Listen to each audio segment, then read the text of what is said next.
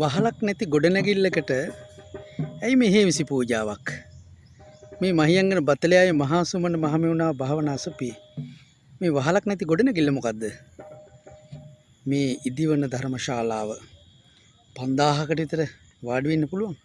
බොහෝ කාලයක් මේ ධර්මශාලාව ඉදි කරගන්නට නොහැකිව මේ විදිහට තියෙන නටමුන් වගේ වෙසක් වෙනුවෙන් සතියක ශබ්ද පූජාවක් පවත්වනවා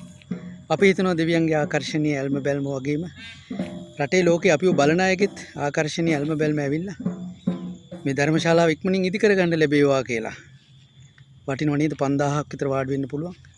මේ පළාතේ ඉන්න අහිංසක ගොවි ජනතාව අඩු ආදායම් ලාභින් බොහෝ අය ඉන්නවා වකුගඩු රෝගීන් මේ අය මානසික සහනයේ සුවය ලබා ගන්න ඇත්තට මේ පුණ්‍ය භූමියට ඇවිල්ලා